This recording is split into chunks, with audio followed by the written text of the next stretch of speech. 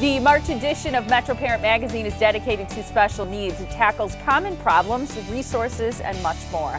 We're going to explore lots of those articles in the magazine in the next month, but first, an overview of this very special edition. Amy Schwabe is the editor, and she's back to talk about this issue and why she decided to take on so many different aspects of special needs. Good to have you here. Hi. Nice to see you again. I think it's great. This is such a wonderful article. There's so many different resources and ideas and topics for people. Why was this important for you guys to include in Metroparent?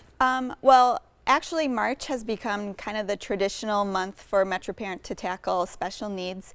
And one thing that I think is important is realizing that special needs isn't necessarily just the things that you kind of think about most often, like maybe learning disabilities and things like that. Those are really important, but it's basically anything that causes your child to need extra help. It could be, you know, maybe even emotional problems like anxiety, depression, things like that, and eating. I know you had the eating disorder, things like that, or food allergies, asthma, just all kinds of things. Well, and I'm glad you said that, because one of the things we want to talk about is just how you define it and what is special needs. And I think you do a good job of summing that up here. You said just a moment ago that it's any child who needs extra help for whatever reason. Right. It might be something that you mentioned, behavioral issues or things like anxiety or eating disorders. Those are things you can't see when you look at a child. So a lot of times special needs, we think of it as something that you can see. It could be something you can't. Right. And I think that's why it's important for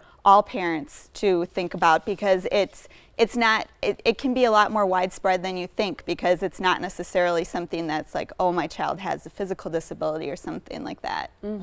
So where does a parent begin? If their child falls in this realm and they really need the support and help, where do they start? Well, I think, and something that many of our writers pointed out, is that children have the right to the same type of education that any other children without special needs have. So it's about advocating for your child and going through, there are many government programs, there's a lot of support groups, and just kind of looking and see what's out there for them. Well, and one article in particular gets specifically to, because you mentioned advocacy, how you go about doing that for your child with special needs. Yeah, and I think one thing that was really interesting in just putting together this whole thing is that when a parent finds out about a special needs diagnosis, it changes, it's not just their family's life that it changes their entire life. A lot of the people who find out about this, they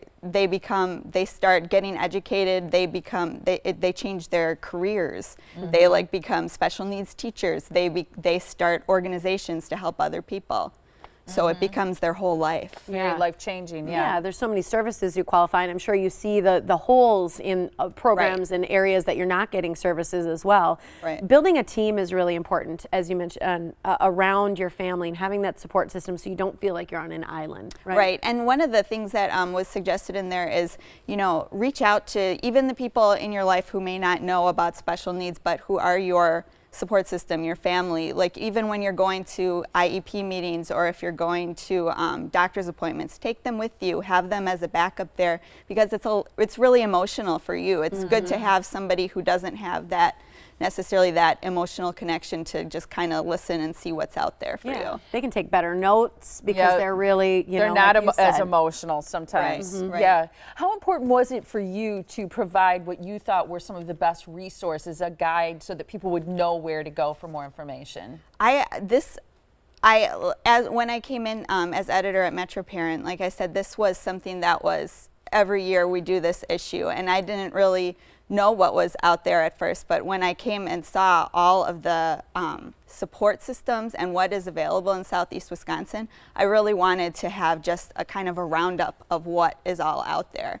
I think that's great, because I think that's a key. You know, we talk about where do parents begin. It's like knowing where to go to get more information, I think is huge, and you definitely list that as part of this special issue. This is the March issue of Metroparent Magazine. You can find it online by visiting their website. It's metroparentmagazine.com. A lot of help right there for people. Great to see you. Thanks, Yeah, Amy. thank you. Thank you. We're going to talk again next month about some of the specifics. Yep. So thank you.